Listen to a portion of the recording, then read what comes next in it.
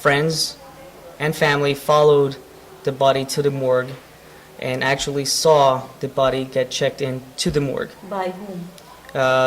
By whoever is the individual that supervises the morgue, right, or whoever checks the individuals in, and wrote his name in and logged it in. And and this was seen by other individuals too that are within the city council too as well. Okay. And from there it just kind of went downhill. Explain. Okay, well the quick synopsis: the body was just never put into the freezer. The body sat out for almost 72 hours plus without us knowing. I mean, even if the situation was that the morgue was full, call someone. They could have called us, and we could have expedited the funeral. We could have probably called Dr. Estradaban to come down to do the autopsy. I know he doesn't work on weekends, but he could have probably came down and did it for Adam. From my understanding, when I read what happened, is that here it is on a Friday night, an attendant who is not supervised. I mean, we don't expect someone at 9:30, 10 o'clock, when apparently this body had arrived. We are looking at that, and the employee in question, appropriate measures will be taken.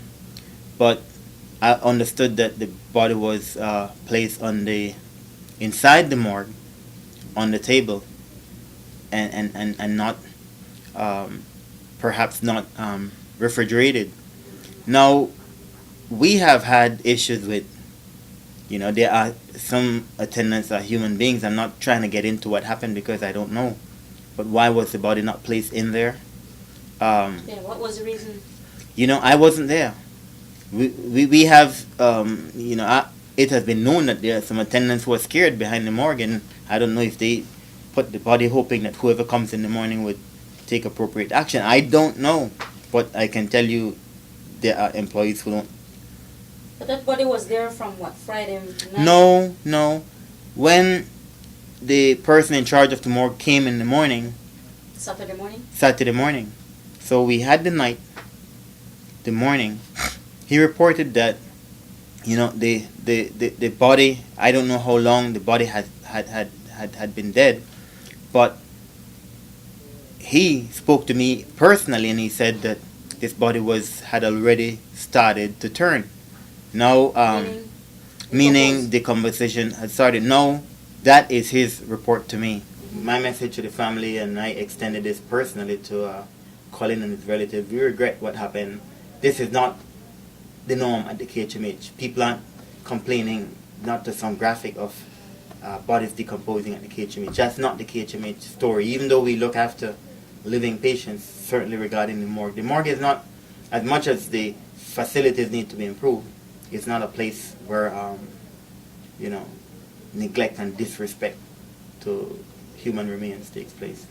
And so clearly we regret what happened. You could apologize, by, calling the radio, or the television station to say, I'm sorry. But,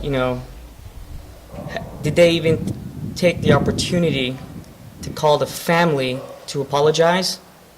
No, they have not. That would have probably done a lot of grace for us. But not one individual called the family to say, I'm sorry for what happened to Adam. What they don't understand is that the family took this extremely hard. And it really hurt the family, especially my mom and my dad. They took it the hardest. This is not something that's going to be monetarily. This is a lawsuit that's going to be more because of the principle. Okay? On operation procedures, that's what this lawsuit is going to be against. But who knows, right?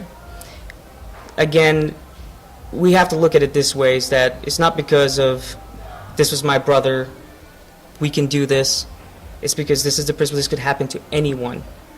It's inhumane, and it's unacceptable. The family has every right to feel hurt. I would wish that they take the path of understanding, and that this was not a personal affront to their loved one. that would be regrettable. I mean, there's no one who has anything to gain from that. I can tell you, and just to let you know, if you haven't gone to the KHMH, despite the fact that the KHMH has to spend more than it has to, that it collects, whether from government or from the services it offers, the improvements that we have done over the 19 months and more, the past 2 years that that it has been under what I call new management, we have begged, raised funds to try to improve not just the infrastructure, but hopefully the culture of this hospital. And that has been done from monies that the KHMH didn't have, that we begged, raised in different ways. And so if anybody sues the KHMH, frankly, you're suing yourself.